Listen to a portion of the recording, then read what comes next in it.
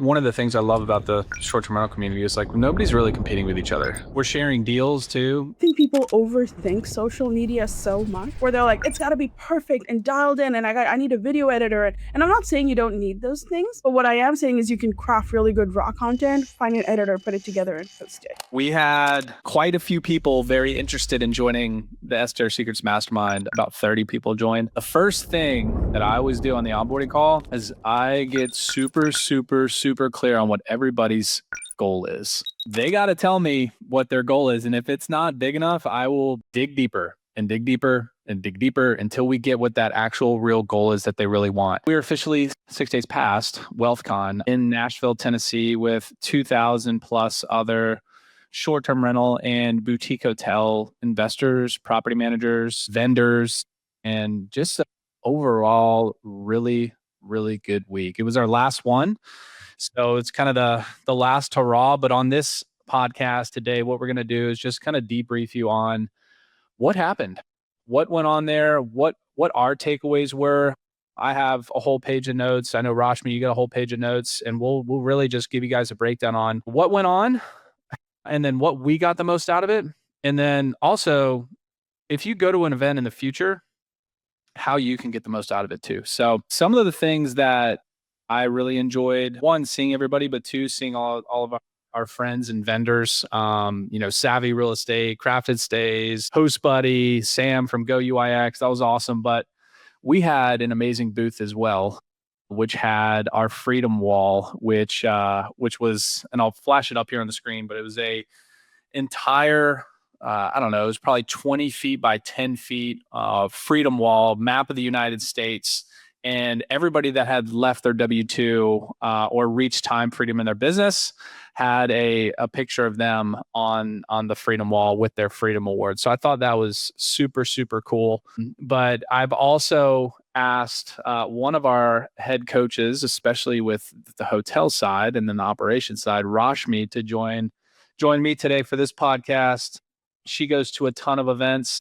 And really give us the breakdown on what she thought was amazing from this past week. So, Rashmi, thanks for joining me. Sorry I'm a day late. Had some Wi-Fi issues yesterday, but thanks for joining. Good.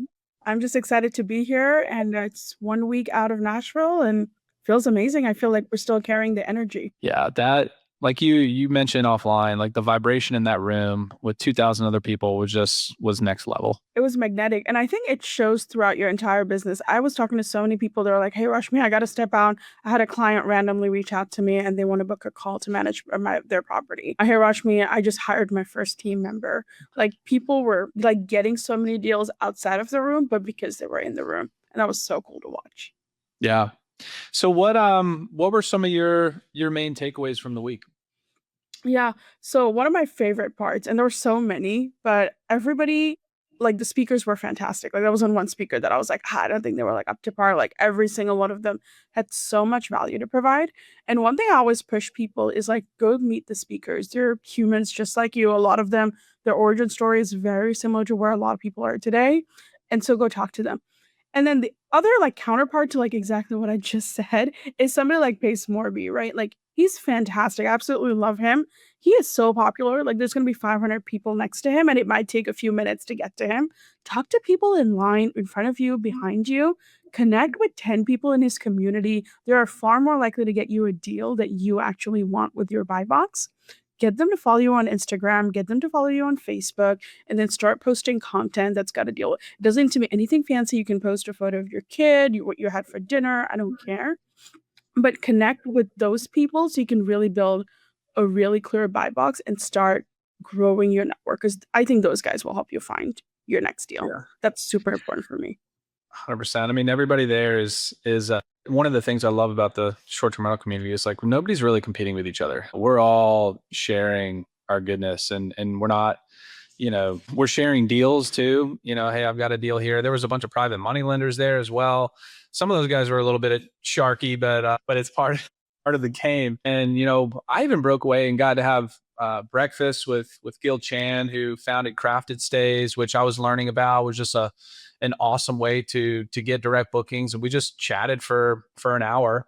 And then being able to hang out with all of us coaches too. There's 12 of us in 2 Airbnbs, a mile from Nashville, staying up till, 10, 11 o'clock, watching movies, but just hanging out and talking shop too. I thought was really fun. But just the connections that you make at these events, there was really, I could count on one hand just walking around the conference center in the hallways, how many people I saw just like looking down at their phone or on their laptop or on a conference call. Like there's way more deals in that room than there is, elsewhere when you're, answering an owner call or something like that. And I think that was also a wake up for a lot of people too. 4 days is a long time. Can you step away from your business for 4 days and not check your hospitable notifications every 2 seconds, or get into price labs like a lot of you guys do every day for an hour and a half trying to figure out the data, right? So just getting in there, being present, making those connections. And I know you didn't. Did you get a deal? There was somebody that you met there that you're going to look at their hotel, or already did this week too. Correct. Yeah. I can't talk about it yet. I might have to do another podcast episode on that. But yeah, actually, I connected with somebody and we're looking at a deal together. And the other part of that is I think you hear speakers going like, oh, wow, like they got a deal. Like, what about me? Like, give time for relationships to germinate. You're just planting the seed. The tree's not going to be here tomorrow. And part of that is my story, right? So I attended my first WealthCon 2 years ago. Met a guy named Austin. We stayed friends. I knew he was in my market. And I was like, cool, if you ever need anything, like, let's keep in touch. And we did. And now 2.5 years down the road, we're business partners. We acquired his company last year. And we're working with it. And I didn't go into that WealthCon going, I'm going to find a business partner and we're going to acquire his company. Like, that was not by any means. Like, I was probably just thinking, I need to find more co-hosting clients, right? My mind was so limited back then, but the vibration, I was like, I just want to meet people that I can help and I can change their lives. And so giving time for things to grow is, I think, a very important part, and this part of cultivating the relationship. And you mentioned you sat in on one of those sessions with the Pink Cottage girl too, right? It's very in line with what you're just talking about. She is one of my people, man. I absolutely loved everything she had to say. So a lot of times I hear a lot of people, including myself, like I'm in this boat where I'll be like, I don't have enough money, I don't have enough deals, I don't have enough experience, like whatever. Like there's just a lack of like something in my life. This girl, like, so amazing. She bought a property for 10 grand in like middle of nowhere, Ohio. And these are her words, not mine. So no one come after me. It was a condemned house. And it took her 3 years to rehab the entire thing. And she documented her entire journey on Instagram. And she's about to hit 1 million followers on Instagram.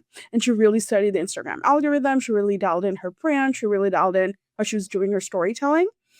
And then now she's a partner with Wayfair, and they have affiliate commission links that come through it. She has all of these different sources of revenue on a 3-bedroom, 2-bathroom house in middle of nowhere, Ohio.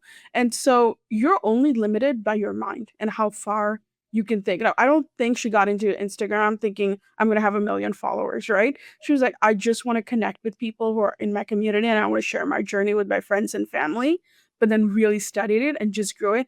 And now she has the opportunity to do so many bigger deals because she has just such a loyal following. 100%. And it's also, I think, a good plug. I've been following your Instagram for a little while. Talk about your journey on Instagram too. Yeah, I love posting on Instagram. So part of what was happening for me is I love real estate, but I think a lot of times I get so involved in the deal, I lose the joy of hospitality. And so we're so involved in like the cap rate and like my returns aren't there and like this and that. And like you need to know your numbers like 100%. But for me, like I was just like getting sucked out of the joy of hospitality. And I was like, I need to find it again. And I've been in the business for 11 years now with my restaurant and then with Airbnbs, and hospitality is a tough business. Like, I'm not going to lie, right? And Instagram helped me find the joy. And I really make an attempt to show who I am, like behind the scenes. I think people have this perception of like, entrepreneurs are greedy or they're, this and that. I'm like, my life looks very much like yours. I just took a few extra risks and I put my dreams on the line because I want to live them. And here's what I do every day. And like, here's the food I cook and here's the travels I take. And here's like, I have a video coming out today, which Mike had my favorite kind of quote of the entire conference, which was my dreams are bigger than my fears. Mm-hmm. And I just like repeated that over and over and over again. And all of this is really scary, right? Like for me, like getting up on stage, speaking in front of people, meeting new people is scary. You're like, what happens to my business when I'm not there? Like everyone that was there took some level of risk to be there. So embody that and make content around it and share your journey. I think people think like, I need to have 10 properties before I make content. No, talk about your first property. Talk about the fact that you don't have any properties, right? Like people want to watch the journey and grow, and the follower count doesn't matter. You being authentic and sharing your story in a way that people like. So like study your best content creators and make content like them. And I love posting. So I'll do a shameless plug. I'm a toasty Indian on Instagram and TikTok. Would love a follow. And I'm always sharing. I post about 2 to 3 reels a day. So I'm around. So, well, you mentioned one of the quotes from Mike's keynote, Mike Sjogren's keynote. That was, he did an hour and a half on the main stage for in front of, I don't know, 2,000, 2,500 people. There was a lot of cheering. There was a lot of tears. There was a lot of emotions throughout the whole thing. He kicked it off with his son Caden coming on stage, which I thought was really cool. Caden came on stage to raise awareness for St. Jude's. He's been creating YouTube videos for St. Jude's, and so we'll include that, his link in the show notes, and then also a place to donate. But it inspired him, his son Caden, who's 9, inspired him to create more content from was it Tyler Meehan? What's the guy's name who's doing Ryan Trehan. Ryan Trehan. There we go. I got it mixed up. So Ryan Trehan, is doing 50 states in 50 days. And so he's staying at different Airbnbs or different, obviously traveling to each state and creating YouTube content. And I feel like everybody, all the younger kids, if you're like 15 or younger, are wanting to create YouTube content. And this guy, Ryan, has really, really inspired a lot of younger kids. And so that's how Mike kicked it off. But for you, go ahead. Okay, one thing I love about Ryan Trahan, and this also goes for the Pink Cottage Girl, is Ryan Trahan will tell you he uses his iPhone to shoot videos. He doesn't have fancy camera equipment. He has like a mic, and you can like even see his mic on the. And so when I watch Ryan Trahan, I'm like, it's like watching a friend's video. Like I feel like I know his life, and he's just talking to me, right? Like it's so personal, and there's an art to it, right? I think a lot of people miss the art, but it's so casual, and I think people overthink social media so much, where they're like, it's got to be perfect and dialed in, and I need a video editor. And I'm not saying you don't need those things, but what I am saying is you can craft really good raw content, find an editor, put it together, and post it. And that's all Ryan Trahan does. Like I've watched his videos from all the way from 2016 or 2017 when he started posting all the way till now. And I've studied kind of how he does his videos. And I'm like, this guy started just like me. His first videos aren't that great. And no one's is. No one's is. The first few podcasts I did, I was slurring my words and don't even remember it. I think to sum it up, at least for me, as far as social media or as far as like building a brand, is just do cool stuff and share it. Do things that you think are cool and share those cool things. And you do that consistently, more people will say, oh, that's cool. And then more people want to follow you. And it's just, you got to take some risks. Ordinary is not cool, right? There may be something unique that you're doing. You may need to step out of your comfort zone. But even sharing, look how Twitter grew. Twitter was literally started by just saying, finish breakfast. It was cool, right? And then Twitter blew up because a lot of people were doing that and just sharing like one sentence things and doing that consistently day over day. And now Twitter is massive. It's a different company. But what are the things that you're doing on a daily basis or a few times a week that you think, you can share with other people, whether it's you're going through a pre-stay checklist, or you created, a new onboarding checklist for your company, or you're taking on a new property. Share those things. It could be pictures, it could be videos, it could be a Facebook post. Just get out there and start showing your brand. And I think an overall theme for me too is just how do you become that like go-to person in your network, in your sphere, and how do you become interesting? You do that by getting in front of people. Social media is a great way to do that, and just sharing cool things. So I want to go ahead. Oh, the only thing I'll add to that is pick one platform, right? Like you could post on multiple, but become expert in one. I don't care which one you pick. It's entirely up to you. And then the other part of that is it's so easy to make content. Like Instagram Reels are a minute, like they're 60 seconds. Mhm. And so there's so many content ideas. You could do a day in your life, a day in my life as a property manager. I do that one all the time, right? Mhm. The other thing is we're in the hospitality business, guys. So like share hospitality stories. Like last week when I was out, a guest messaged us saying, "Hey, it's my spouse's birthday. That's why I booked the property." And my team was like, "Oh, fantastic!" They spoke to the cleaner, and the cleaner sent photos of them doing like a birthday package decor for the guest and putting it on the bed. And they sent me like 3 photos.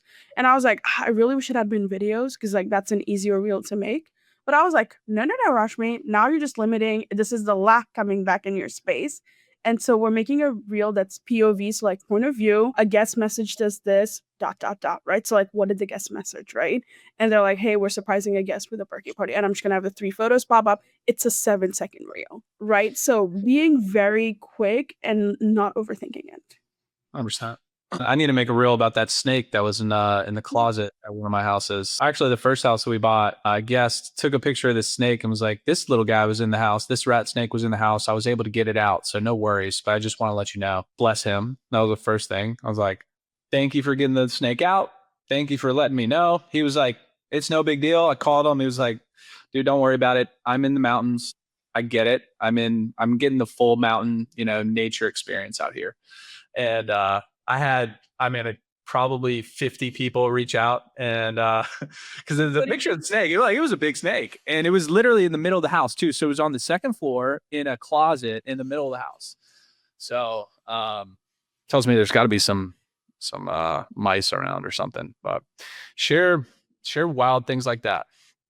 Yeah, and don't I mean sharing them in stories is great, but make reels because they last a lot longer, and so people can remember it. And now Google's doing a thing where they're indexing searches from Instagram and TikTok and YouTube, so you're creating longevity in your own brand. And then the other part is I think a lot of owners just want to see that you're real. Like if you went to a nice restaurant, like talk about it. We're in the hospitality business, like Mm-hmm. food is great to talk about. Everyone relates to food. Mm-hmm. And so I heard Zarnar Garg, she's like an Indian American comedian. She just hit like 3 million subscribers on Instagram. She has her own movies, like very cool. And on her keynote talk, she was like, I always use fruits as a prop because she's like, everybody can relate. So like learn things from like comedians and artists and what you can bring into your own reels. I love that. I love that. Changing gears a little bit, we could do a whole podcast on social media and just how to get the most out of it. If you guys want that, just let us know in the comments. But any of the keynotes stand out to you? I absolutely love Cody Sanchez. She's total girl boss energy. And something that she did in her presentation, which I've heard Mike Shergren tell, and he did really well too, is start from the macro and then go to the micro, right? Mm. So, and with Cody, she started with like the founding fathers of America, and I was like, talking about macro, okay. Then brought the conversation down to like you and how you can buy a small business, right? And then the other part of that is and a lot of people are interested in being up on stage, doing public speaking. They want to, and they can do it. Like it's not even that. But one thing I always push and something I personally do is I always buy the recordings at these conferences and then I study the recording. So if it's on video, I'll look at like which speakers were good and I'll look at which speakers were great. And I'll be like, what's the difference between the two? Who did I like? And like I will literally pause slide by slide and be like, okay, this slide was really good. How did they craft the story around it? And it takes time, guys. Like, and none of these guys became great public speakers overnight. Like, I can guarantee you that. They've practiced this probably thousands of times and they've changed things around. I think Shelly Sapp, I sat in on her presentation. It was excellent about sales. And she did a reel where she was like, oh, guys, the night before my presentation, she's literally flying international. She's like, I changed my complete presentation around. She's like, every slide, everything had to go. And she woke up at like 5 a.m. and she went for a run and she was like, and I was practicing my speech. And so even somebody that I was just like, wow, like it's not crazy to get up in the middle of the night, just be like, I need to change this stuff. I think it's crazy, but Mike does it. Shelby does it, so it can't be that crazy. That's for sure. Yeah, I agree with you on Cody's. I thought Cody's was really good, really thoughtful. Just the way that she speaks, but also engages the crowd, I think was really, really smart. And also one of the things is on my radar is purchasing a business. So another short-term rental business or any like vertically integrated businesses, I think makes a lot of sense. in and around the short-term rental industry. So she was given a masterclass essentially on that and how to do that. It was pretty cool. Everybody I spoke to loved Coach Bird. I unfortunately did not get to hear his talk. I was working on my deal in the corridor, and so I'm looking forward to the recording and listening to that. I don't know if you had a chance to listen to him, Mike. I did not, but I know Mike, the morning he was flying out, so Saturday morning, went to go see Coach Burt's. I think he calls it the Excellence Factory or something like that, and it's basically an event training center that people can rent out, and then he hosts events at. So my coach Michael Burt is a personal development, mindset coach essentially, and so he's got a office in downtown Nashville, and Mike was able to tour that because STR Secrets is building out a Freedom Factory in just north of Boston, Massachusetts, where Mike lives, and it's going to be able to seat about 100 people, and we're in the design and build out phase right now. So it's we're working on the LED walls. We're working on the what the whole place is going to look like. We got pickleball courts, a basketball court, golf sim, a library, podcast studio. Like everything's going to go in this place. We're going to be doing events at least every quarter. So it's cool for Mike to go and see what Coach Michael Burt's looked like and just gain some new awarenesses and expand his awarenesses. So it was cool. And I think that's a great point to start off, to maintain the energy. Like, we're a week off WealthCon. I'm still on the high from WealthCon, but as most people know, with health goals, you do great in the first month and you kind of fall off. This is a great time this is not a pitch, to join a mastermind, whether it's ours or whether it's anyone else's, or whether your mastermind is 3 people you met at that conference and you guys decided, hey, we're going to stay in touch every single week and we're going to show up and we're going to put our best foot forward. But find accountability partners. It's so important. It's so easy to say, but like, people don't do it. But just making sure people hold you accountable. Find someone and tell them about your goals, your future goals, what you want to do in the next 3 months, 6 months, a year. And ideally, it's somebody that you don't really know that well, but has big goals like you too, because they know who you want to become and they will hold you accountable to that person. They won't hold you accountable to who you currently are. And, I think a lot of people try to do accountability with their spouse or with their friend or, with somebody who knows them well. And they end up letting you off the hook. I know I've done that. Mike was my accountability partner the first 2.5 years. And then we started becoming really good friends. And then we started letting each other off the hook. And then it was like, all right, we got to change something because we're being too nice to each other now. So continue to level up 100%. It's so true. Like, I hung out with you guys at the Airbnb last week, and I was like, these guys are going out every morning to work out. They're going to Smoothie King to get protein shakes. I walk into the Airbnb and there's just a pack of David bars. And I'm like, is this a candy bar? Like, what is this? And there were bottled waters. There were packets that you put in your water for energy, whatever, water boy. Isaac got me hooked onto those. I went and ordered a packet. But I got on Monday morning and I was like, I got to change something. I don't want to live like this. So I literally messaged our group and I was like, hey guys, I'm not going to share my health goal on the podcast, but I'm pretty excited for it. And I was like, here's my goal. And I had the hesitation. I was like, should I tell these guys? Should I not? Should I just do it? If I do it, no one's ever going to know. And I was like, no, I'm going to do this. And I texted you guys and everybody was like, hell yeah. And you were like, now I got to go sign up for this. And I'm still I'm going to work on it, but I know you guys are going to hold me accountable now. And so you're going to follow up with me in a week and be like, Rush, we haven't seen it yet. What's going on? %. We had quite a few people very interested in joining the STR Secrets Mastermind. I think we ended up having probably about 30 people joined last week. And we've got our onboarding call this morning. And, I think a lot of people are like, all right, what's this onboarding call about? We're going to learn about where everything is, the community, how everything works, the events that are coming up, the coaching calls.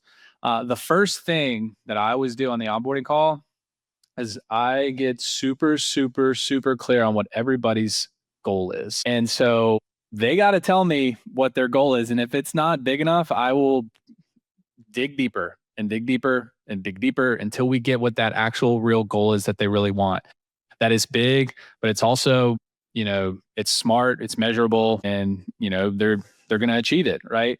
And when you put it out there, especially to a group of other people that don't know you, you're out there a little bit. So it's outside your comfort zone, which is new, which creates growth. So kudos to you too for setting that big goal and making it happen. I know it will. We're going to get it. It's done. We're gonna get it. I'm not worried about that. And the last thing I'm gonna sign off with is I joined the mastermind 2, 3 years ago. I don't even know at this point. And everybody I know that's a coach here that's kind of gone up within like STR secrets, whether it's the community, everyone's paid to join, guys. Like no one's gone, hey, like you're special, you're getting a free ride. We've all paid into our coaching, but it's leveled up my business. We started with 6. Where I got asked yesterday, how many doors do you currently manage? And I was like, I don't even know. I just stopped counting. After 100, I was like, it's not even a number I'm worried about. But if you're really serious about making a change this year, whether you want to get your first hotel to buy, your first hotel to manage, whether it's short-term rentals, whatever that is, I would love to see you in our program. Like I genuinely think it's the best. But even if it's not ours, go join something. 100%. Couldn't agree more. Well, lastly, just to sign off, if you guys are interested in the recordings, just comment recordings down below, whether it's on YouTube or in the if you're listening to this on the podcast, you can find us at Short Term Rental Secrets Facebook group and just send me a message. So it's at Mike Riley NC. I'm in there posting every single day. Send me a message. I'll hook you up with an awesome discount on the record. You can go through. I don't even know how many sessions there were. Rashmi, Isaac, Joel, Mike did a 4-hour hotel session on how to find, fund, and renovate and run a boutique hotel. I mean, just like a masterclass in 4 hours. I mean, I think Mike put it perfectly yesterday. He was like, it was an MBA in buying a boutique hotel. I was like, agreed. And then Chris Petsy and I did a, scaling from, 1, 2, 3 listings, putting together your sales funnel and your acquisition funnel for your short-term rental co-hosting business or property management business, and then how to scale all the way to over 100 listings like Chris Petsy has. So how to put your SOP playbook in place, how to grow your team, hire the right people, create your org chart, and just all the things that go with it. We did a 4-hour session on that too. So really the recordings, there's many, many hours of recordings, but if you get those 8 hours, you are going to get an MBA in short-term rentals or boutique hotels. So that's it for this week, guys. As always, we're going to do these every single week, these lives. If you guys have questions, feel free to reach out to me. If you're not in the Short-Term Rental Secrets Facebook group, join it. It's 100% for free. We've got lots of trainings in there that I've done really the last year. And you can network with us and network with other people in there too. But Rashmi, I appreciate you and your time. I know you got to run, but any parting words? No, it's been amazing. I'm a little sad it's the last one, but I am so excited for our live event coming up in Boston in a few weeks here. So I would love to see each and every one of you there. I know it's going to be epic. Yes, it is going to. And you guys we'll post on more information. For those of you that are in the mastermind, and also those of you who are not, you're welcome to come to the Freedom Factory as we put on these events. So have a great rest of the week, everybody, and we'll see you guys next week.